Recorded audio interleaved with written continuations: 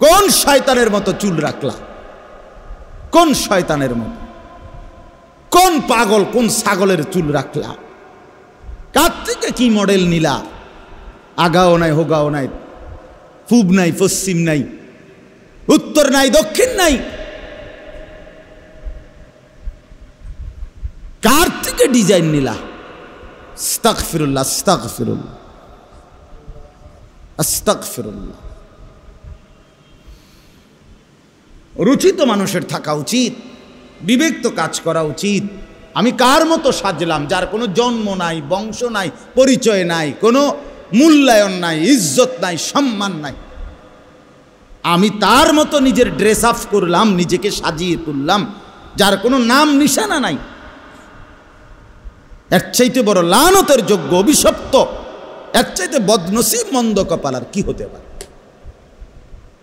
আমার তো প্রতিটা সৌন্দর্যের, আমার ডিজাইনের, আমার ড্রেস আপের একবারে পিওর দলিল আছে। আমি এজন্য দাড়ি রাখছি, আমার রসুল দাড়ি রাখতেন। আমি এজন্য টুপি মাথায় দিছি, আমার নবী মাথা মোবারকের টুপি মাথায় পরিধান করতেন। আমি এজন্য জামা পাঞ্জাবি গায়ে দিই, তিনি আমার রসুল সাল্লাল্লাহু আলাইহি সাল্লাম জামা পরিধান করতেন। আমি এজন্য লুঙ্গি পরি, আল্লাহ রসুল সাল্লাল্লাহু আলাইহি সাল্লাম মৃত্যু পর্যন্ত লুঙ্গি পরিধান করেছেন। আমি এজন্য মোষ ছোট রাখি, আল্লাহ নবী সাল্লাল্লাহু আলাইহি ওয়াসাল্লাম বলছে একটি সুস্থ মানুষের পরিচয়, যে মানুষটা সুস্থ কিনা খোদার কসম এটার পরিচয় হলো যে মোষ ছোট রাখে, দাড়ি লম্বা করে, সে সুস্থ মানুষ, স্বাভাবিক মানুষ, স্বাভাবিক মানুষ। এটা হাদিস, এটা ফিতরাত, আশারুম মিনাল ফিতরা। 10টি জিনিস নবী বলছে মানুষের স্বভাবজাত অংশ, এর মধ্যে এই দুইটা একটা। নখ কাটা এটা একটা, যার নখ বড় সে অস্বাভাবিক মানুষ, সে প্রতিবন্ধী। যার মোষ বড় হয় প্রতিবন্ধী। হ্যাঁ, সাফ কথা।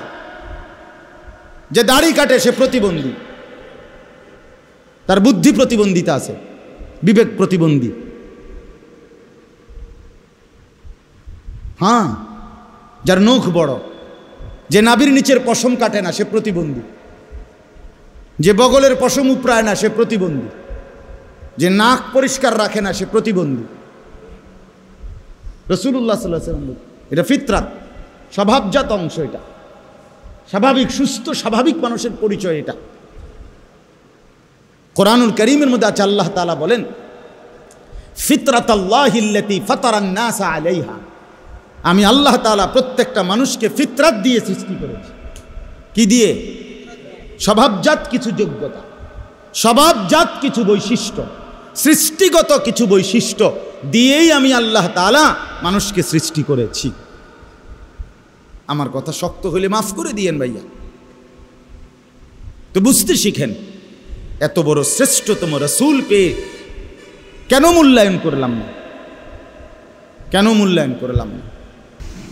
আমরা যারা এখানে বসছি, আমাদের প্রত্যেকের মূল পরিচয় হলো আমরা মুমিন, ইমানদার, মুসলমান, এবং এটাই আমাদের জীবনের সবচেয়ে বড় পরিচয়।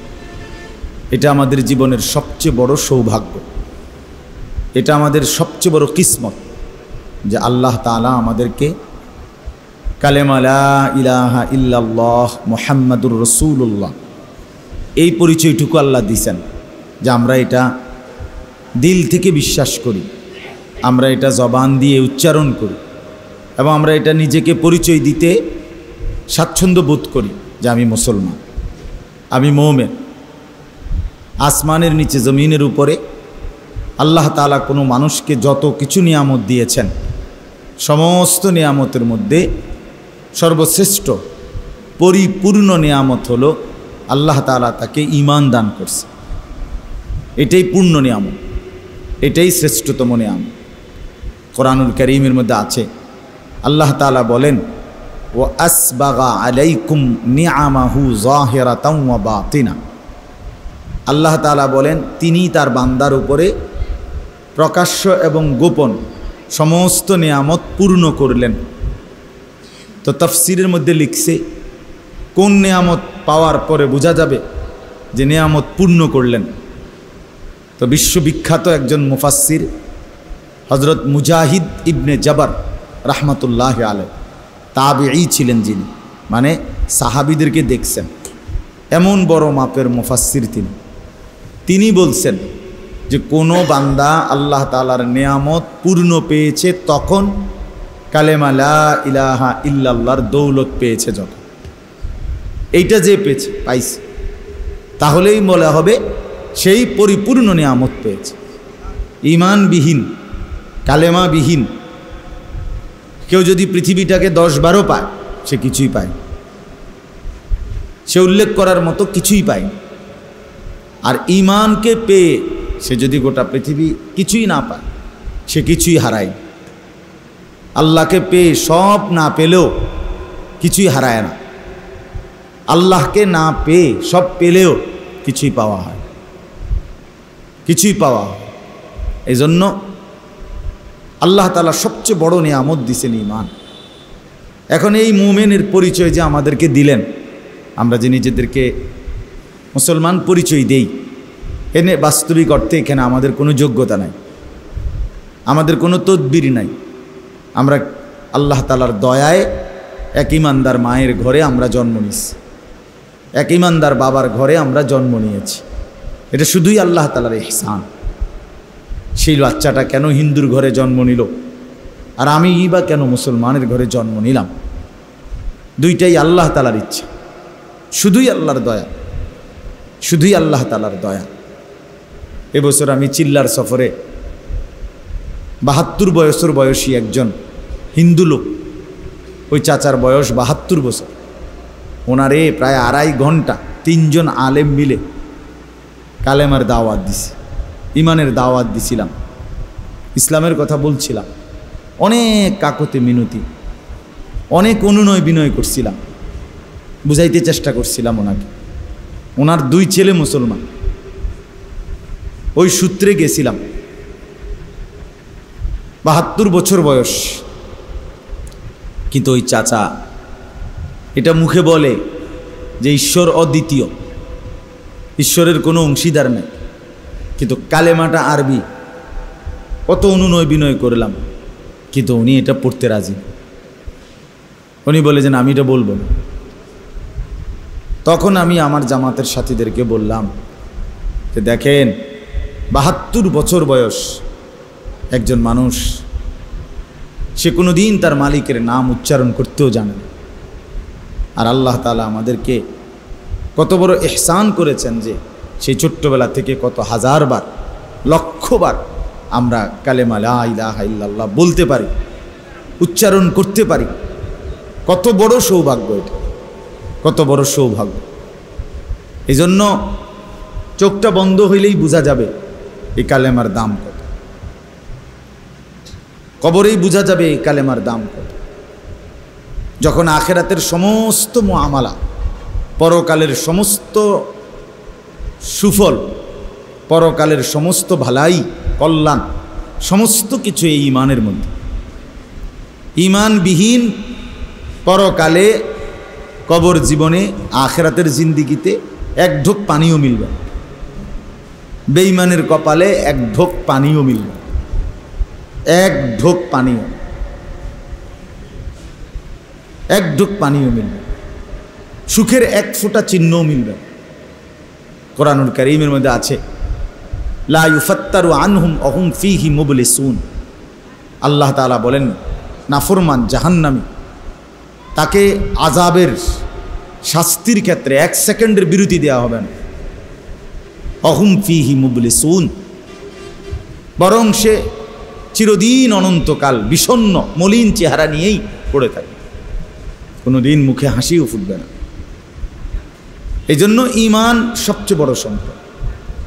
আল্লাহ তাআলা কোরআনুল কারীমের মধ্যে বলছেন কদ আফলাহাল মুমিনুন, সমস্ত ঈমানদারগণ সফল হয়েছে, ঈমানদারগণ কামিয়াব হয়েছে, ঈমানদারগণ সফল হয়েছে। এই জন্য যেটার ভিত্তিতে পরকালীন সফলতা, যেইটার ভিত্তিতে পরকালীন মুক্তি, যেইটার ভিত্তিতে পরকালীন জান্নাত, পরকালীন সুখ, সেই ঈমান আল্লাহ তাআলা আমাদেরকে দান করছেন। আমরা কালেমা লা ইলাহা ইল্লাল্লাহ উচ্চারণ করি, জবানে বলি, অন্তরে লালন করি, তো এবার এই আয়াতটা হলো, আমি যে আয়াতটা পড়েছি, আমরা তো প্রথমে এটা বুঝলাম যে আমাদের জীবনের সবচেয়ে বড় অর্জন, সম্পদ, নিয়ামত কি? ঈমান। আমরা যে মুসলমান, এই কথাটা, আমরা যে মুমিন, আমরা যে কালেমা পড়ি, আমরা যে পড়তে জানি, আমরা যে এটা বিশ্বাস করি, বিশ্বাস করেন, এটাই হলো আমাদের সবচেয়ে বড় সম্পদ। 7 আসমান জমিন যদি এক পাল্লায় রাখা হয়, তা ভরপুর যদি গুনাহ, আর এক পাশে যদি কালেমা লা ইলাহা ইল্লাল্লাহ বিশুদ্ধভাবে দিল থেকে ইখলাসের সাথে কেউ পড়ে, তো আল্লাহ তাআলা সেই ঈমানের কালেমা, এই কালেমাটা মিজানের পাল্লার একটা পাল্লিতে রাখবেন, আর 99টা খাতা গুনাহের এক পাল্লিতে রাখবেন। তখন দেখা যাবে ঈমানের এই ছোট্ট কাগজ টুকরা যেই পাল্লিতে রাখছে সেটাই ভারী হবে। ফাসাকুলাতিল বিতাকা ওয়া তাশাতিস সিজিল্লাত। নবী সাল্লাল্লাহু আলাইহি সাল্লাম বলেন, ঈমানের ছোট্ট কাগজটাই ভারী হবে, গুনাহের সবগুলো খাতা হালকা হবে। এই জন্য ভাই, আল্লাহ তাআলা আমাদেরকে সবচেয়ে বড় সম্পদ দিয়েছেন ঈমান। এখন এই যে আমরা মুমিন, এখন মুমিন হিসাবে আমরা যদি কল্পনা করি, এমনিতে আমরা মানুষ আছে, আমরা যা দেখি বা দেখি না, বুঝি বা বুঝি না, সব কিছুর নাম জানি অথবা জানি না, আল্লাহ তাআলা এগুলো সব আমাদের জন্য বানিয়েছেন। হুয়াল্লাযী খালাকা লাকুম মা ফিল আরদি জামিআ। দেখেন 40 থেকে 50 মিনিটের ভিতরে মুনাজাত হয়ে যাবে। আপনারা এখনো অনেকে ওই ডাইনে তাকান, বামে তাকান, সদর বদর করতে আছেন, মোবাইল রে ঘুরান, হ্যাঁ, মোবাইলটারে লইয়া ঘুরায়, মানুষের ছবি উড়ায়। মানুষের কি অভাব পড়ছে বেটা মোবাইলের ভিতরে? আহাম্মক, মানে যেখানে বসবে ওখানেই মোবাইল থেকে মুক্ত হবে না, সোজা হিসাব। এটার বই বই ঘুরাইতে আছে, মানে মানুষ উড়ায়, চশমা উড়ায়, টুপি উড়াইতে আছে, শার্ট উড়াইতে আছে, বুতাম উড়ায়। আহাম্মক মানুষ, জিন্দিগিটাই মোবাইল, মোবাইলটাই জিন্দিগি।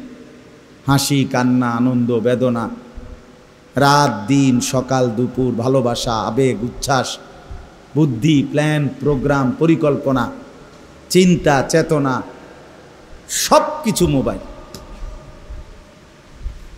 এটা কি জিন্দিগি! আশ্চর্য। চলেন ভাই, তো বলতেছিলাম মনোযোগ দিলে ভালো হবে।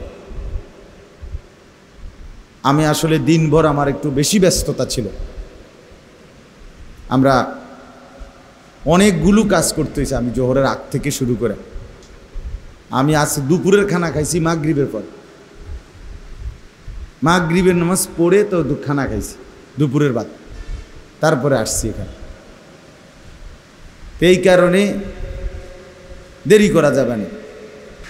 তো চলেন, তো আল্লাহ তাআলা এই চারদিকে যত নিয়ামত, আসমান, জমিন, চন্দ্র, সূর্য, গ্রহ, নক্ষত্র, আলো, বাতাস, রোদ, বৃষ্টি, ঘর, সংসার, স্ত্রী, পুত্র, পরিজন, টাকা পয়সা, বাজার, ব্যবসা, ক্ষেত, ফসল, কৃষি, এই সব কিছু আল্লাহ তাআলার দেওয়া নিয়ামত।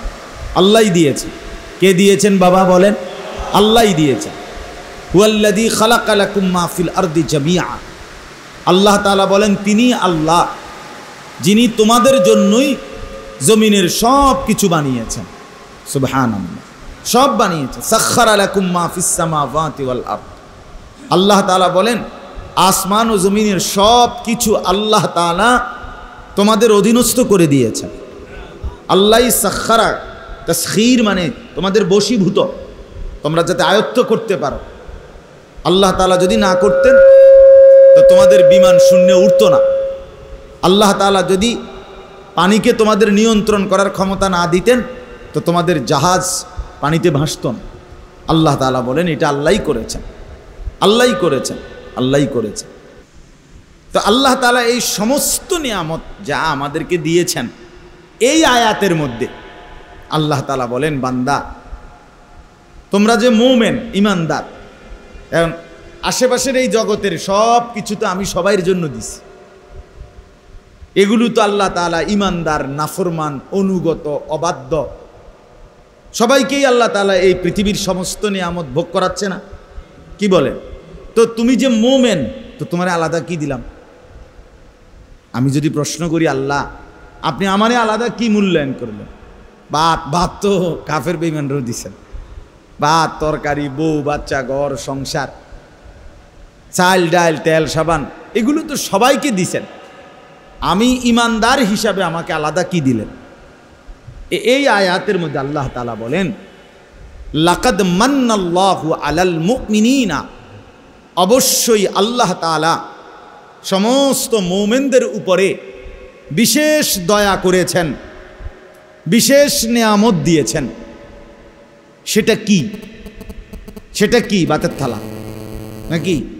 কি বলেন? ভাত না। আল্লাহ তাআলা বলেন সেই বিশেষ নিয়ামত যেটা তিনি ঈমানদারদেরকে দিয়েছেন সেটা হলো ইয বাআসা ফীহিম রাসূলাম মিন আনফুসিহিম। আল্লাহ তাআলা বলেন, ঈমানদাররা, তোমাদেরকে আমি সবচেয়ে বড় যে নিয়ামত বিশেষ দিয়েছি সেটা হলো আমার শ্রেষ্ঠতম কলিজার টুকরা, আমার আখিরি নবী, আমার রসুল তোমাদেরকে দিয়ে দিলাম। এইটা আমার বন্ধু দিলাম, আমার রসুল দিলাম।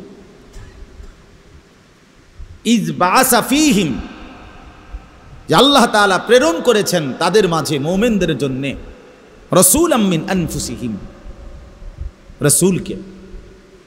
তা আল্লাহ তাআলা বলেন আমার সবচেয়ে প্রিয়জন, আপনজন, আমার কলিজার টুকরা, আমার বন্ধু, আমার হাবিব, আমার মাহবুব, আমার রসুল, যাকে আমি সবার আগে সৃষ্টি করেছি, যাকে আমি রব্বুল আলামিন বড় বেশি আদর করে আমার কাছে রাখছি। সোয়া লাখ আম্বিয়া এবং সমস্ত নবীর উম্মতরা আমার বন্ধুকে চেয়েছে, আমি কাউকে দেই নাই। শেষ পর্যন্ত তোমরা আমার আখিরি বান্দা, তোমাদেরকে আমার রসুল, আমার বন্ধু, আমার প্রিয়কে তোমাদের জন্য দিয়ে দিয়েছি। ইয বাআসা ফীহিম রাসূলাম মিন আনফুসিহিম। এজন্য এই পৃথিবীতে আমরা ঈমানদাররা ঈমানের পরে সবচেয়ে বড় যেই সম্পদ আমরা পেয়েছি, এমনকি ঈমানের দৌলতটাও আমরা যার মাধ্যমে সন্ধান পেয়েছি, তিনি আমাদের রসুল মুহাম্মদুর রাসূলুল্লাহ সাল্লাল্লাহু আলাইহি ওয়াসাল্লাম। সাল্লাল্লাহু আলাইহি ওয়াসাল্লাম আল্লাহ তাআলা আমাদেরকে দান করেছেন, দিয়েছেন তো সবার জন্য, কিন্তু চিনেছি আমরাই উচ্চারণ করি মুহাম্মদুর রাসূলুল্লাহ, আমরা উচ্চারণ করি ওয়া আশহাদু আন্না মুহাম্মাদান আবদুহু ওয়া রাসূলুহু। আমরা এটা বলি, আমরা এটা বিশ্বাস করি, আমরা এই রসুলকে গ্রহণ করেছি, আমরা এই বন্ধুকে গ্রহণ করেছি আমাদের আল্লাহর পক্ষ থেকে।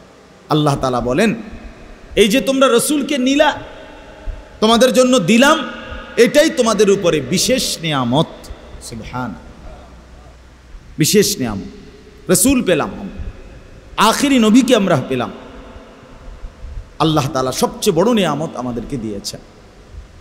এবার আল্লাহ তাআলা বলেন যে হে ঈমানদার বান্দা, তাহলে তুমি প্রথম বুঝলা যে আমি আল্লাহ ঈমানদারের উপরে সবচেয়ে বড় যেই নিয়ামতটি দিলাম সেটা হলো আমার রসুল দিলাম, আমার বন্ধুকে দিলাম, আমার প্রিয়কে দিলাম।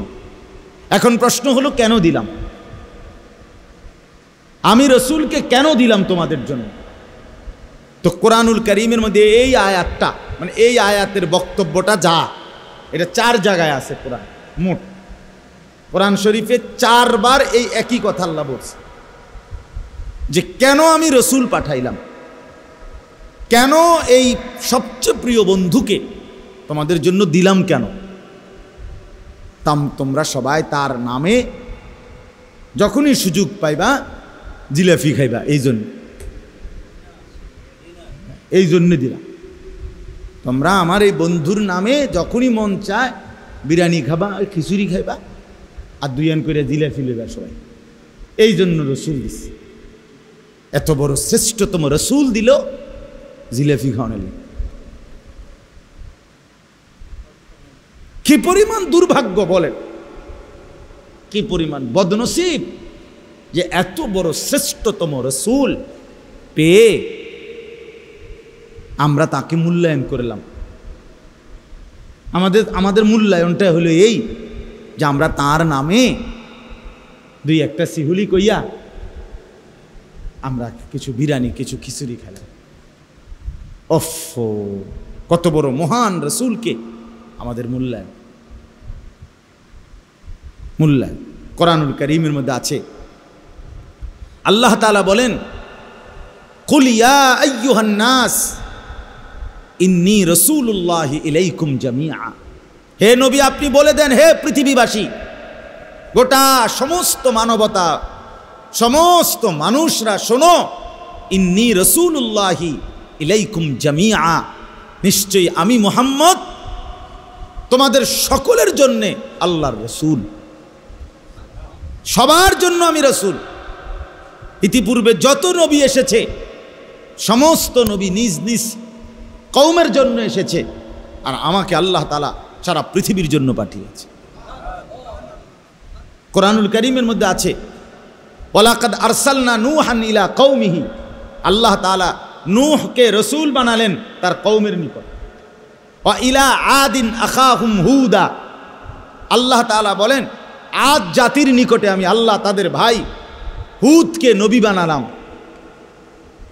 এইভাবে ধরে ধরে আল্লাহ বলছে, ধরে ধরে আল্লাহ তাআলা বলছেন। ওয়া ইলা সামুদা আখাহুম সালিহা, সামুদ জাতির কাছে আমি আল্লাহ তাআলা সালেহ নবীকে পাঠালাম। তাহলে আগে সমস্ত নবীরা নিজ নিজ একটি নির্দিষ্ট অঞ্চলে নির্দিষ্ট একটি কওমের জন্য নবী হতেন, কিন্তু আল্লাহ তাআলা বলেন এবার যাকে পাঠালাম তাকে আমি গোটা আলমের জন্য পাঠালাম। ওমা আরসালনাকা ইল্লা কাফাতাল লিন্নাস, আল্লাহ বলেন আপনাকে আমি রসুল বানিয়েছি কাফাতাল লিন্নাস, সারা বিশ্ব মানবতার জন্য, সারা পৃথিবীর মানবতার জন্য। শুধু মানবতার জন্য আপনি, শুধু মানুষের জন্য না, আল্লাহ বলেন আরো এক ধাপ আগায়া বলেন, বন্ধু আরো আগায়া বলেন যে যত কিছুর রব আল্লাহ তত কিছুর রহমত মুহাম্মাদুর রাসূলুল্লাহ। আপনি বলেন আমি হলাম রব্বুল আলামিন, আপনি হলেন রাহমাতুল লিল আলামিন। এই কুল কায়নাতের যত কিছুর রব আল্লাহ তত কিছুর জন্যই রহমত কে? মুহাম্মাদুর রাসূলুল্লাহ সাল্লাল্লাহু আলাইহি ওয়াসাল্লাম। তাইলে কত বড় রসুল আমরা পেলাম। আরে বাপ, আন্দাজ করা উচিত, আন্দাজ করা উচিত, কলিজা দিয়া উপলব্ধি করা উচিত আমার নবী কত বড় নবী, আমি কত বড় শ্রেষ্ঠতম রসুলের উম্মত, আমার মর্যাদাটা কেমন। কোরআনুল কারীম থেকে বহু আয়াত বলা যাবে যেখানে আল্লাহ তাআলা বলছে, বন্ধু বিগত ১৬ লাখ নবী এবং নবীর উম্মতের সাথে আমি আল্লাহ যেই আচরণ করেছি, আপনি বন্ধুর বেলায় আইসা আপনাকে ভালোবাসা আপনার উম্মতের সাথে আমি আল্লাহ বিগত সমস্ত নবীর উম্মতের চাইতেও অনেক বেশি মহব্বতের আচরণ করেছি। হ্যাঁ, অসংখ্য মর্যাদা যা আমি আপনাকে দিয়েছি, আপনার মহব্বতে আপনার উম্মতকেও দিয়েছি। অসংখ্য নেয়ামত যা অন্য নবী তার নিজের এবং উম্মতের জন্য আমার কাছে চাইয়া দোয়া কইরা মাইগা চাইয়া নিছেন, আমি আপনার ভালোবাসায় আপনি এবং আপনার উম্মতের জন্য সেই একই নিয়ামত না চাইতে এমনি দিয়ে দিস, এমনি দিয়ে দিস, এমনিতেই দিয়ে দিয়েছি।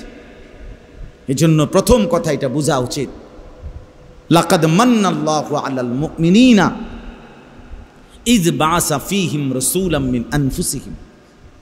আল্লাহ তাআলা বলেন মুমিনদের উপরে আমি আল্লাহর সবচেয়ে বড় নিয়ামত, ইহসান, অনুগ্রহ, দয়া, দান যে আমার রসুল আমি তাদেরকে দিলাম, আমার নবীকে দিলাম, আমি আমার সবচেয়ে প্রিয় বন্ধুকে দিলাম। এখানে একটা শব্দ আছে মান্নাল্লাহু, মান্নুন, মিম নুনের উপরে তাসদীদ, মিম নুন জবর মান, নু জবর না, মান্নাল্লাহু। এই মান্নুন অর্থ হল দয়া, অনুগ্রহ, দান। কিন্তু আরবিতে নিয়ম হলো, আরবি ভাষায় তাফসিরে আছে, মান্নুন বলা হয় এমন দানকে, এমন দয়াকে যেটা ছোটোখাটো জ্যানতেন কোনো দয়া নয়, বরং এমন দয়া যেটা খুঁটা দেওয়ার মতো, উল্লেখ করার মতো, চোখে পড়ার মতো, চোখে পড়ার মতো, সামান্য কিছু না। তো আল্লাহ তাআলা বললেন লাকাদ মান্নাল্লাহু আলাল মুমিনিন, আমি মুমিনদের উপরে দয়া করলাম, দান করলাম, এমন শব্দ ব্যবহার করছে আল্লাহ। অর্থাৎ যে এই দয়াটা আমার এমন দয়া যেটা উল্লেখ করার মতো, যেটা খোঁটা দেওয়ার মতো, যে বেটা তোদেরকে আমি আমার শ্রেষ্ঠতম রসুল দিয়েছিলাম। এই জন্য আমার বড় ভয় হয় বাবা, হাসরের ময়দানে আল্লাহ তাআলা বলবে, নাফরমান তুই জানোস না আমি তোরে কত বড় নিয়ামত দিছিলাম, তোরে আমি সবচেয়ে বড় রসুল দিছিলাম, তোরে আমি সবচেয়ে বড় নবী দিয়েছিলাম, তোকে আমি সর্বশ্রেষ্ঠ রসুল দিয়েছিলাম, কিন্তু তুই এত শক্ত ডাকাত, তুই এত বড় হাইওয়ান, হারামি, যে তুই এত বড় রসুল পেয়েও 2 পয়সাও তারে মূল্যায়ন করলি না। 30 বছরে তোর কোনোদিন মনে পড়ল না এত বড় শ্রেষ্ঠতম যিনি আমার নবী, তার মাথার চুল মুবারক কেমন ছিল, আমারটা কেমন। 30 বছরে কোনোদিন মনে পড়ল না তিনি কিভাবে খাইতেন, তিনি কিভাবে ঘুমাতেন, তিনি কিভাবে হাঁটতেন, তিনি কিভাবে চলতেন। তার মতো আমার হওয়া উচিত। আল্লাহই বলছেন, আল্লাহই বলছেন, আল্লাহ অনুসরণ করতে বলছেন, ফাত্তাবিউনি ওয়াত্তাবিউহু আল্লাযীনা ইয়াত্তাবিউনা। বারবার আল্লাহ বলছে রসুলকে অনুসরণ করো, রসুলকে অনুসরণ করো, রসুলকে অনুসরণ করো, রসুলকে অনুসরণ। তুমি গাদ্দার কোনো পাত্তাই দিলাম, তুমি গাদ্দার পাত্তাই দিলাম। আল্লাহ তাআলা তখন বলবে টাঙ্গাইয়া যে নাফরমান তুই জানোস তোরে আমি কত বড় রসুল দিছি, তুই কার সাথে গাদ্দারি করে দাড়ি কাটছত, কার লগে গাদ্দারি করছত? হ্যাঁ, তুই কি ছোটখাটো গাদ্দার? হে কি ছোটখাটো গাদ্দার মনে হয়? আপনি মনে করেন হ্যাঁ তো যেমন তেমন গাদ্দার না, তো যেমন তেমন গাদ্দার না। হ্যাঁ, এ তো ছোটখাটো কারোর লগে তারামি করে না, এ তো শ্রেষ্ঠতম রসুলের বিরোধিতা করছে। ভাইবেন, ভাইবেন, দাড়িবিহীন চেহারা আপনার সুন্দর লাগে? কেডা কইছে সুন্দর লাগে? নাফিদ ছাড়া আর কে কইছে? নাফিদ ছাড়া আর বলছি কেডা? হ্যাঁ, সাফ কথা আমার, কারো গায়ে লাগলে মাফ করে দিয়ে, শরম লাগলে দাড়ি রাখিয়া দেন। যদি মনে হয় যে বেজ্জতি করলাম তো ইজ্জতের সাথে রাখিয়া দেন, তো ইজ্জত ফিরে আসবে। যদি বলেন স্যাত উঠছে, কি কইলেন হুজুর? হ কি কইলাম, রাখিয়ালাম, সার নাম নিয়ে স্যাত ওঠেনি। আমি তো চাই স্যাত উঠতো, স্যাত উঠলেই তো লাভ। সার না ওঠেনি স্যাত, আপনি তো ওঠে না, নামনে তো স্যাতও নাই, বেতও নাই, স্যাত বেদ কিচ্ছু নাই। হ্যাঁ, লাকাদ মান্নাল্লাহু আলাল মুমিনিন ইদ বাআসা ফীহিম রাসূলাম মিন আনফুসিহিম। রব্বুল আলামিন বলেন, বান্দা তুমি জানো না আমি আমার খাজানার, আমার ভান্ডারের সবচেয়ে প্রিয়জন তোমাকে দিলাম, এমন বন্ধু দিলাম। বন্ধু আমার জমিনে বসে জিব্রাইল যখন কোরআন নাজিল করত, জিব্রাইল যখন আইসা কোরআন পড়ত, আল্লাহর নবী তখন জিব্বা নাইরা নাইরা জিব্রাইলের সাথে পড়তেন। জিব্রাইল বলতো যালিকাল কিতাব, নবীও বলতেন যালিকাল কিতাব। জিব্রাইল বলতেন লা রাইবা ফি, নবীজি বলতেন লা রাইবা ফি। আল্লাহ তাআলা তাকিয়ে দেখলেন, বন্ধু আপনি জিব্রাইল পড়লে, আপনি যখন পড়েন মুখস্থ করার জন্য, তখন আপনি ঠোঁট নাড়াইলে, আপনি জিব্বা নাড়াইলে বন্ধু আপনার তো কষ্ট হয়, আমি মাওলা আরশে আজিম থেকে আপনার এইটুকু কষ্ট আমি আল্লাহ সহ্য করতে পারি না। এই জন্য আল্লাহ জিব্রাইল পাঠিয়ে কোরআন নাজিল করে বললেন, লা তুহাররিক বিহি লিসানাকা লিতাজালা বিহি। বন্ধু, আপনি জিব্রাইল কোরআন নাজিল করিলে আপনি আর ঠোঁটও নাড়াবেন না, জিহ্বাও নাড়াবেন না, আপনি শুধু শুনতে থাকবেন। আপনার কলিজায় মুখস্থ করিয়ে দেওয়া এটা আমি আল্লাহ নিজেই দায়িত্ব নিলাম। ইন্না আলাইনা জামাহু ওয়া কুরআনা।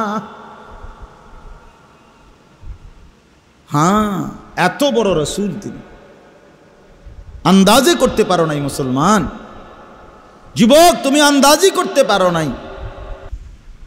কোন শয়তানের মতো চুল রাখলা?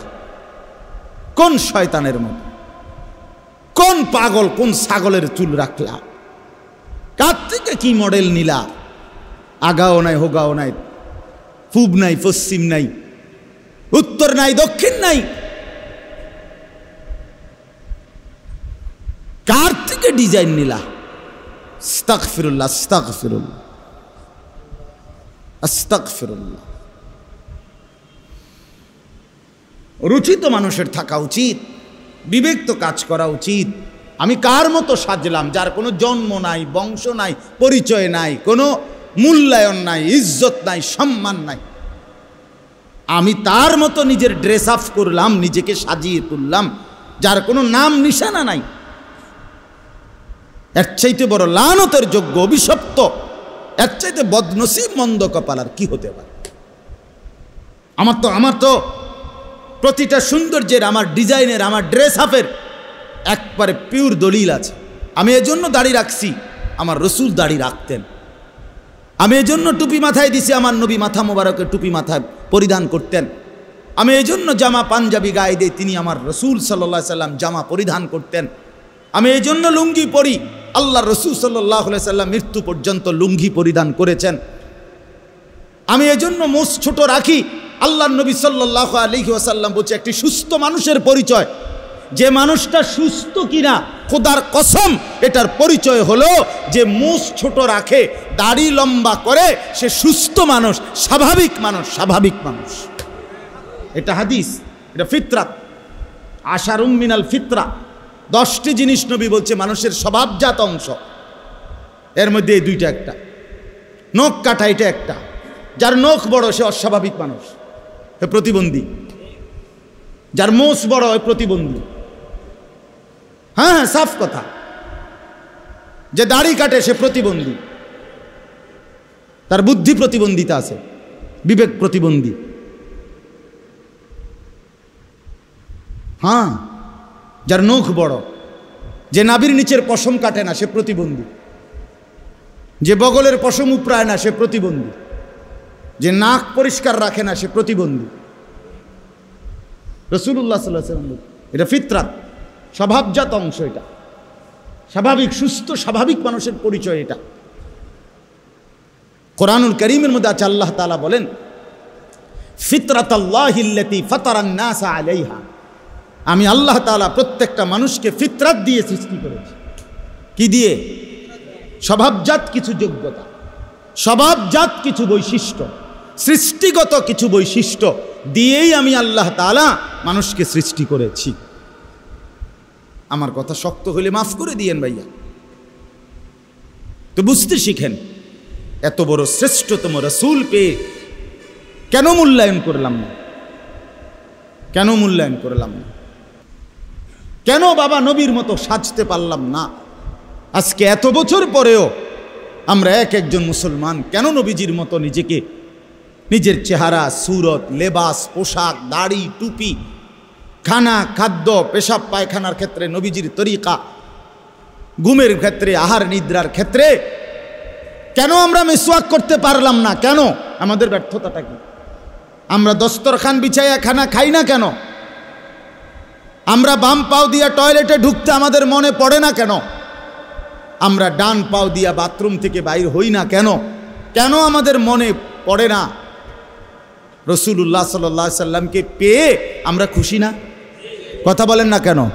এত বড় শ্রেষ্ঠতম নবীর উম্মত হয়ে আমরা খুশি না? তো খুশির প্রকাশ কোথায়? তোমার দি বিয়ে, তুমি দি কান্দো, কথা বোঝেন নাই? তোমার খুশির প্রকাশ কই? তো ঠিক তুমি তো রাসূলুল্লাহ সাল্লাল্লাহু আলাইহি ওয়াসাল্লামকে পেয়ে খুশি, তার প্রমাণ কই? তার প্রকাশ কোথায়? হাদিসের মধ্যে আছে, এক সাধারণ সহজ সরল সাহাবী একদিন নবী সাল্লাল্লাহু আলাইহি ওয়াসাল্লামকে জিজ্ঞেস করছে, মাতাস সাআ, ইয়া রাসূলুল্লাহ, কিয়ামত কোন দিন? নবী বলছে, আচ্ছা কিয়ামত যেদিনে হোক, ওয়া মা আ'দাত্তা লাহা, তোমার প্রস্তুতি কি সেটা কও। গোছগাছ করছো কদ্দুর, সেইটা কও। এটা সাহাবী সহজ সরল মানুষ বলছে, ইয়া রাসূলুল্লাহ, নামাজ রোজা এ তো সামান্যই, যেতটুকু পারি করি, তবে আমি না আল্লাহ এবং আপনি রসুলকে ভীষণ ভালোবাসি, আপনারা ছাড়া কিছুই ভাবি না। আমার সারাক্ষণ মন চায় আপনার দিকে তাকাইতে, আপনার মতো সাজতে, আপনার মতো জিন্দিগি বানাইতে, আপনারে খুব ভালোবাসি।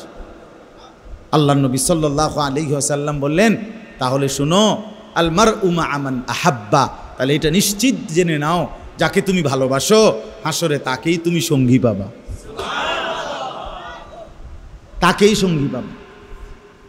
মজার কথা হলো, এই হাদিসটা আমি নিজে পড়ছি, হযরত আনাস রাদিয়াল্লাহু তাআলা আনহু এই হাদিস বর্ণনা করছেন, খাদেমে রসুল। তো উনি বলেন, হযরতে আনাস বর্ণনাকারী সাহাবী বলতেছেন যে আল্লাহর কসম, উনি বলেন আল্লাহর কসম, যেদিন থেকে আমরা মুসলমান হলাম সেদিনের পর থেকে আর কোনোদিন আমরা এত খুশি হই নাই, যেদিন আমরা এই দিন এই কথা নবী যেদিন বলছে সেদিন যেরকম খুশি লাগছে আমাদের, আর কোনোদিন আমরা এত বেশি খুশি হই নাই। নবী যে বলছে যাকে ভীষণ ভালোবাসে তার সাথে হাসরের ময়দানে দাঁড়াবে, আমরা স্পষ্টভাবে আল্লাহরে সাক্ষী রেখে ঘোষণা দিলাম, আমরা রসুলকেই ভালোবাসি, আবু বকরকেই ভালোবাসি, ওমরকেই ভালোবাসি, ওসমানকে ভালোবাসি, আলীকে ভালোবাসি। উনি বলেন, আশা করি আমি আনাস তাদের সাথেই দাঁড়াবো। আমার এই কথা ভাবলেই ভাল লাগে। উনি বলতেন, আমার এটা ভাবতেই মজা লাগে যে আমি আসলেই তো ওনাগরে বেশি ভালোবাসি। তার নবী বলছে, ভালো যদি নিশ্চিত ভালোবাসি তাহলে ওদের সাথে দাঁড়াবে, তাহলে আমি তো দিল থেকেই ওনাদেরকে ভালোবাসি। লাকাদ মান্নাল্লাহু আলাল মুমিনিন ইদ বা'আসা ফীহিম রাসূলাম মিন আনফুসিহিম। এজন্য বন্ধু, রব্বুল আলামিন বলেন, ইমানদার আমি সবচাইতে বড় নিয়ামত দিলাম, আমার রসুল দিলাম, আমার রসুল। এবার আল্লাহ তাআলা বলেন, কেন দিলাম? তিনটি উদ্দেশ্যে দিলাম। কয়টি উদ্দেশ্যে? এক নাম্বার, ইয়াতলু আলাইহিম আয়াতিহি। আমার বন্ধু, আমি পৃথিবীবাসীকে, এই আখিরি বান্দা তোমাদেরকে কেন দিলাম? এক নম্বরে, আমার বন্ধু তোমাদেরকে কোরআনুল কারীম তিলাওয়াত করে শোনাবে। এজন্য কোরআনুল কারীমের তিলাওয়াত শিখাবে, কোরআনুল কারীম তিলাওয়াত করে শোনাবে, কোরআনুল কারীম তোমাদের জবানে শিখিয়ে দেবে। এই উদ্দেশ্যেই আমি আল্লাহ রসুলকে পাঠাইলাম। এই জন্য আল্লাহর নবীর সাথে ওই মুমিনের সম্পর্ক থাকবে যেই মুমিন আল্লাহর নবীর প্রথম জিম্মাদারি আল্লাহর কোরআন তিলাওয়াত, এই জিম্মাদারির সাথে একমত পোষণ করবে। মানে যে কোরআন পড়বে, কোরআন তিলাওয়াত করবে, কোরআনুল কারীমের বিশুদ্ধ তিলাওয়াত শিখবে, তারই নবীজির সাথে সম্পর্ক স্থাপিত হবে। কারণ তিনি তো প্রথম এই উদ্দেশ্যেই এসেছেন। এই জন্য রাসূলুল্লাহ সাল্লাল্লাহু আলাইহি সাল্লামকে পেয়ে খুশি, এ কথা যদি আপনি কসম দিল দিয়া জবান দিয়া সত্যিকারে বলে থাকেন, তার প্রথম প্রমাণ হলো আপনি কোরআন শরীফ পড়তে পারেন। যিনি কোরআনুল কারীম দেখে দেখেও পড়তে পারেন না, আমনে আল্লাহর নবীকে ভালোবাসেন না, দৈন্তান্নয় কান না। আপনি জিলাপি ভালোবাসেন, আপনি হলেন বিরিয়ানির ভোটলা, আমি খিচুড়ি মার্কা ভালোবাসেন। জি, লাইসা ফি জাওফিহি শাইউম মিনাল কুরআন কাল বাইতিল খারিব। নবী সাল্লাল্লাহু আলাইহি সাল্লাম বলছে যার কলিজার ভিতরে কোরআন নাই, আল্লাহর নবী বলছেন ওইটা একটা বিরান ঘর, আলগা ঘর, সারা বাড়ি, যেই বাড়িতে মানুষ থাকে না, কুকুর বিড়াল সাপ বিচ্ছু ইন্দুর কেচ্ছা এগুলা থাকে, ওখানে মানুষ থাকে না। এই জন্য যেই দিলে কোরআন নাই, যে মানুষটা আল্লাহর কোরআন পড়তে পারে না, ওইটা আলগা ঘর, আলগা বাড়ি। তার অন্তর হইল আলগা বাড়ি, যেখানে মানুষ থাকে না, যেখানে কীট পতঙ্গ জীব জন্তু থাকে। নবীজি বলছেন, আপনি সিদ্ধান্ত নেন, আপনার অন্তর মানুষের অন্তর নাকি বিরান ঘর সারা বাড়ি, আমনি ফয়সালা। এই জন্য 1 নম্বর জিম্মাদারি, ইয়াতলু আলাইহিম আয়াতিহি, কোরআনুল কারীমের তেলাওয়াত। তাহলে নবীজি পৃথিবীতে আগমনের প্রথম উদ্দেশ্য কি? কোরআনুল কারীমের তেলাওয়াত। বলেন না কি? আবার বলেন কি? কোরআন শিখেন, কোরআন পড়েন, নিজেও বাচ্চাকেও, নিজেও মেয়েকেও, ঘরের সবাইকে আপনি নিজেও আল্লাহর কোরআন শিখতে চেষ্টা করেন। তাইলে রাসূলুল্লাহ সাল্লাল্লাহু আলাইহি ওয়াসাল্লামের সাথে আপনার সম্পর্ক স্থাপিত হবে। সহি শুদ্ধ কোরআন শরীফ পড়তেই হবে, পারতেই হবে। আপনি বুড়া নাকি অসল, আপনি কি গ্রামে থাকেন, আপনি কি ছোটবেলায় পড়েন নাই, ছোটবেলায় মাদ্রাসায় পড়েন নাই, আপনি সারা জীবন স্কুলে পড়ছেন, কলেজে পড়ছেন, এত কথা আমার শোনার দরকার নাই। আপনি মুসলমান কিনা এইটা কথা বলেন না কেন? এই মুসলমান হইলেই আপনাকে কোরআন পড়তে হবে, শিখবেন। আপনি যেমনে পারেন এমনি শিখবেন, যত কঠিন হোক আপনাকে শিখতে হবে। আর আল্লাহ ওয়াদা করছে, বান্দা আমার কোরআন কঠিন নয়, 9 বছর হোক আর 90 বছর হোক, যেই শিখতে যাবে আমি আল্লাহ ওয়াদা দিলাম, আমি আল্লাহ তার জন্য কোরআন সহজ করে দিয়েছি। ওয়ালাকাদ ইয়াসসারনাল কোরআন লিযিকর, রব্বুল আলামিন বলেন আমি অবশ্যই শিখবার জন্য কোরআন সহজ করে দিয়েছি। ইন্না আনজালনাহু কুরআনান আরাবিয়্যান লাআল্লাকুম তাকিলুন। আল্লাহ তাআলা বলেন নিশ্চয়ই আমি আল্লাহ আরবি ভাষায় কোরআন নাজিল করেছি। কেন জানোনি বান্দা? পৃথিবীর যত ভাষাভাষী হও না কেন তুমি, আমি ইচ্ছা করে আরবিতে কোরআন নাজিল করেছি, লাআল্লাকুম তাকিলুন, যেন এই ভাষাতেই তোমরা সকলেই কোরআন বুঝতে পারো। এজন্য পৃথিবীর যত ভাষায় যতজন উচ্চারণ করুক, আরবি একমাত্র ভাষা যেটা সবার পক্ষে শেখা সম্ভব। সুবহানাল্লাহ, সবাই পারবে, এটা পারবে দেখেই আল্লাহ তাআলা আরবিতে নাজিল করছে। এজন্য কোরআন শরীফ শিখা অসম্ভব, এই কথা কোনোভাবেই কোনো যুক্তিতেই হইতে পারে না। যে এটা বলবে তার ইমানের সমস্যা। তার কিসের সমস্যা বলেন? ইমানের সমস্যা, ইমানের সমস্যা। হুজুর এ বয়সে আমি পারবনি, আপনাদের সিহন সিহন আলাপ করতারেন, আপনাদের চা দোয়ানে থামান যায় না, হ্যাঁ আপনার গফের ঠেলায় দেখ দোয়ান শুদ্ধা কাঁপে, আপনার ধমকে ছোঁড়ে, হ্যাঁ মানুষের হাতের সাফ হয়ে যায়, মাটির তলে সাপ উঠতে যায় আমনের জারির লগে। হ্যাঁ ঘটনা কি? আখেরাতের কথা বললে কুমায়, হুজুর আমরা হে বয়স কি আর আছে, অনারিতান কইলে ফার্মু, তুমি সাদওয়ানে গপ মারেন। হ্যাঁ কোনো খানা দিয়ে কোনো কম নাই, দুনিয়া দিয়ে পুরা ভোগ করেন।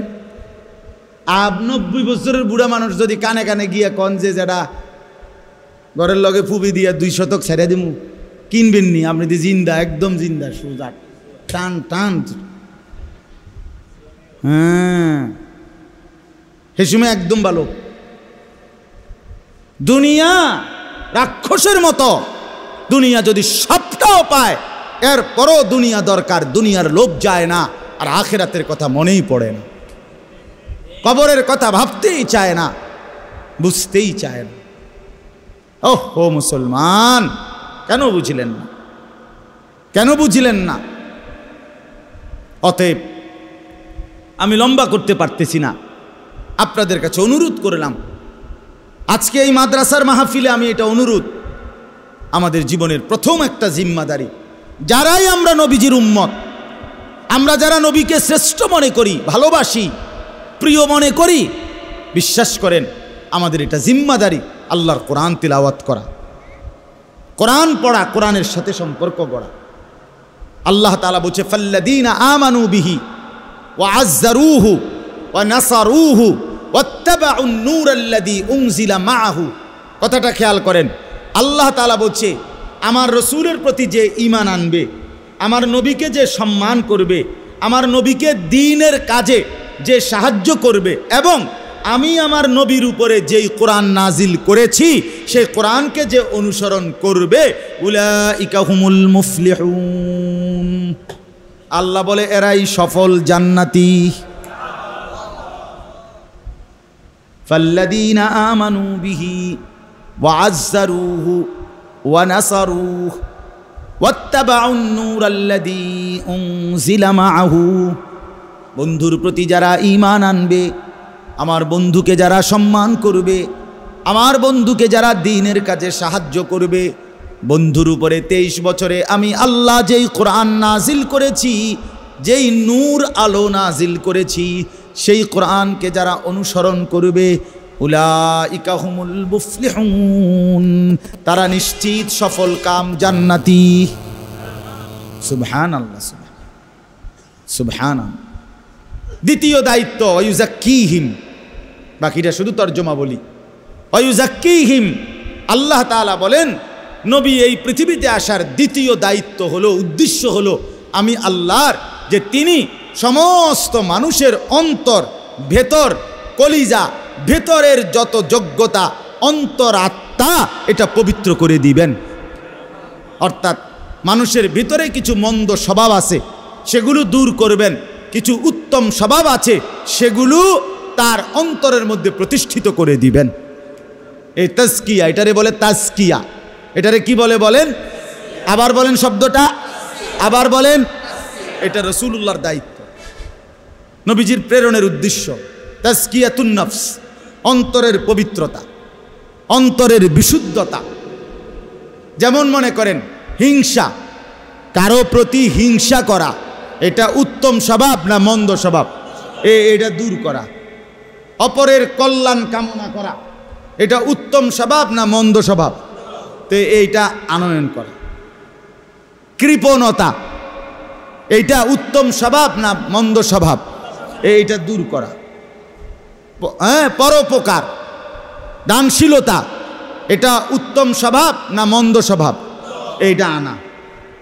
কিছু মন্দ দোষ অন্তর থেকে বের করা, কিছু উত্তম স্বভাব অন্তরে প্রতিষ্ঠিত করা। আল্লাহ তাআলা বলেন আমার রসুলকে পাঠিয়ে আমি এই কাজটা করেছি। এজন্য প্রত্যেক মুসলমানের এটাও দায়িত্ব, কোনো হক্কানি রব্বানি আল্লাহওয়ালা পীর বুজুর্গ মাশায়েখ, আল্লাহর কোনো প্রিয় বান্দার কাছে নিয়মিত আসা যাওয়া করে নিজের অন্তরের কুস্বভাব দূর করার চেষ্টা করা, আর উত্তম স্বভাবগুলো আনয়ন করার চেষ্টা করা। এই যে আমরা আল্লাহওয়ালাদের কাছে যাই, খানকায় যাই, বুজুর্গানে দ্বীনদের কাছে যাই, ইসলাহি মজলিসের মধ্যে যাই, আল্লাহওয়ালাদের এই সমস্ত নসিহত শুনি, এটার মূল একটা মাকসাদ, এই যে ইসলাহি মজলিস, এর একটা মূল মাকসাদ অন্তরাত্মা বিশুদ্ধ করা, ভিতর সাফ করা, ভিতর সাফ, ভিতর সাফ।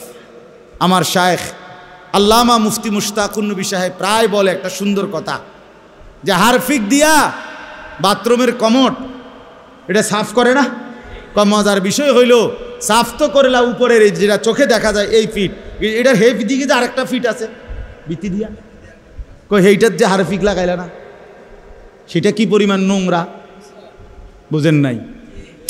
আমরা যে এই ফিটটা দেখা যায় এটা না আমার জন্য হারফিক দেই দিয়ে এটা না ব্রাশ করি, তো এটা তো সাফ হয়েছে, কিন্তু এই ফিটটা হেদিক দিয়ে ভিতরে আরেকটা যে ফিট আছে, এটার মধ্যে কি পরিমাণ ময়লা লাগিয়া রয়েছে, এটার মধ্যে কি পরিমাণ পায়খানা লাগিয়া রয়েছে। ঠিক এরকম ভাবে তুমি আর আমি তো বাহ্যিক এই জামা, চুল, পোশাক, fair and lovely, face wash, কত কিছু তো সাজাইলাম উপরে, কিন্তু ভিতরে যে একটা অংশ আছে কলিজা, কলব, ভিতরের, সেটাতে কি পরিমাণ দোষ, কি পরিমাণ ত্রুটি, কি পরিমাণ আল্লাহর নাফরমানি, সেগুলো সাফ করবে কে? এই জন্য রাসূলুল্লাহ সাল্লাল্লাহু আলাইহি সাল্লাম এটা সাহাবীদের করেছেন, আর এর পরবর্তীদেরও দায়িত্ব নিজের ভেতরটা তাজকিয়া করা, পবিত্র করা, অন্তরাত্মা বিশুদ্ধ করা। 3 নাম্বার হলো আল্লিমুহুমুল কিতাবা ওয়াল হিকমা। আল্লাহ তাআলা বলেন আমি রসুলকে তোমাদের জন্য দিলাম। 3 নাম্বার উদ্দেশ্য হলো তিনি তোমাদেরকে আমার কোরআন এবং তার সুন্নাহ, তার হাদিস, এই 2টার আলোকে তোমাদের জীবন একেবারে গড়ে দেবেন, সাজিয়ে দেবেন, জান্নাতের উপযোগী করে দেবেন।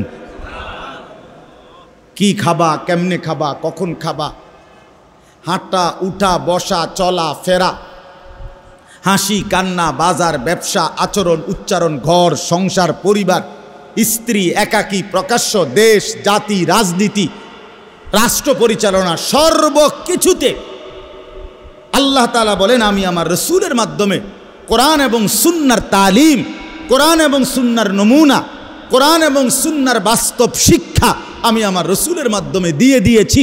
সেটা গ্রহণ করবা, দুনিয়াও সুন্দর, আখিরাতও সুন্দর, আখিরাতও সুন্দর। এই 3 উদ্দেশ্য। আমাদের নবী সাল্লাল্লাহু আলাইহি সাল্লামকে আল্লাহ তাআলা পৃথিবীতে পাঠিয়েছেন কয় উদ্দেশ্যে? 1 নাম্বার কোরআনুল কারীমের তেলাওয়াত, বলেন। 2 নাম্বার অন্তর বিশুদ্ধ করা। 3 নাম্বার কোরআন সুন্নাহ অনুযায়ী পুরা জিন্দেগি গড়ে তোলা। না মাথা লাড়লে তো না, মুখে কইতে হবে মিয়া, বলেন। কোরআন সুন্নাহ অনুযায়ী পুরা জিন্দেগি গড়ে তোলা। বলেন 1 নাম্বার কোরআনুল কারীমের তেলাওয়াত, অন্তর বিশুদ্ধ করা, কোরআন এবং সুন্নাহ অনুযায়ী পুরা জিন্দেগি গড়ে তোলা। এই 3 উদ্দেশ্যে নবী আসছেন। এই 3 উদ্দেশ্যে কি আসছেন? হ্যাঁ, জিলেফির লেগে না, বিরিয়ানি খাওয়াইতো না, বিরিয়ানি না, মাকসাদ এই 3 উদ্দেশ্য। জীবন গঠন, ঘর গঠন, ব্যক্তি জীবন, পারিবারিক জীবন, সামাজিক জীবন, রাষ্ট্রীয় জীবন, সর্বকিছুতে নবী কথা বলছেন কিনা?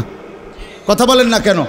রাসূলুল্লাহ সাল্লাল্লাহু আলাইহি সাল্লাম বলেন নাই, শিখান নাই, বুঝাইয়া দেন নাই, নিয়ম বলেন নাই, এমন খাত কোনটা আছে? এমন কিছু একটাও। তারাকতুকুম মুহাজ্জাতান বাইদা, নবীজি বলেন ধবধবে আলোকিত দিনের উপরে আমি রেখে গেলাম তোমাদেরকে। লাইলুহা কানাহারিহা, তোমাদের রাতও দিনের মতো বরাবর করে দিলাম। রাত গভীরের মাসআলা সেটাও বলেছি, দিনের আলোর মাসআলা সেটাও বলেছি, ঘরের একাকী জিন্দেগির মাসআলা তাও বলেছি, একেবারে দেশ জাতি রাষ্ট্রের মাসআলা তাও আমি নবী বলেছি। সব বলেছেন, সব বলেছেন, কিছু বাদ দেন নাই। আনা লাকুম মিসলাল ওয়ালিদ ও আল্লিমুকুম কুল্লা শাই, নবীজি বলেন আমি তোমাদের পিতার মতো, এই জন্য আমি তোমাদেরকে সব কিছু শেখাবো। এই জন্য বাথরুমে কেমনে বইবে, টয়লেট বাথরুমে কোন পায়ের উপরে ভর দিয়া বসবে, কয়টা ঢিলা ব্যবহার করবে, এটা পর্যন্ত উম্মতকে শিখাইছেন কিনা? কয় নিঃশ্বাসে পানি পান করবে, 3 নিঃশ্বাসে 3 ঢোকে, এইটা পর্যন্ত উম্মতকে শিখাইছেন। উম্মতের নিঃশ্বাসটা পর্যন্ত ঠিক করে দিছেন, উম্মতের হাঁটা চলা উঠা বসা ঠিক করে দিছেন। অথচ দুর্ভাগা উম্মত সবার সব কিছুর দিকে তাকায়া থাকে, কিন্তু নিজের নবী, নিজের প্রিয় রসুলের সুন্নাতের দিকে তাকায় না। আফসুসের ব্যাপার, আফসুসের ব্যাপার। আল্লাহ তাআলা আমাদেরকে বুঝার তৌফিক দান করেন। আল্লাহ তাআলা বলেন অতএব তোমরা যারা মুমিন, তোমাদের জীবনের উদ্দেশ্য হবে 3টা: কোরআনুল কারীমের তেলাওয়াত, অন্তরকে বিশুদ্ধ করা, কোরআন সুন্নাহর আলোকে জীবন গড়া। নয়তো ওয়া ইন কানু মিন ক্বাবলু লাফি যালালিম মুবিন, এটা বিহীন তোমরা স্পষ্ট গোমরা, পথভ্রষ্ট। সাফ শেষ। কোরআনুল কারীমের তেলাওয়াত যার জীবনে নাই সে পথভ্রষ্ট। অন্তর যার পবিত্র করার ফিকির নাই সে পথভ্রষ্ট। কোরআন এবং সুন্নাহর আলোকে নিজের জীবন গড়ার চিন্তা যার নাই সে পথভ্রষ্ট, গোমরা মানুষ। এই জন্য নিজের জীবন গঠন করেন, নিজের কদর করেন। কাজে লাগাইলেও দুনিয়া শেষ হয়ে যাবে, কাজে না লাগাইলেও হায়াত শেষ হয়ে যাবে। আল্লাহ তাআলা আমাদের প্রত্যেককে রাসূলুল্লাহ সাল্লাল্লাহু আলাইহি ওয়াসাল্লামের মতো শ্রেষ্ঠতম নিয়ামত পেয়ে নবীর উদ্দেশ্য অর্জন করার তৌফিক দান করেন। আল্লাহ তাআলা আমাদের সবাইকে কবুল করেন।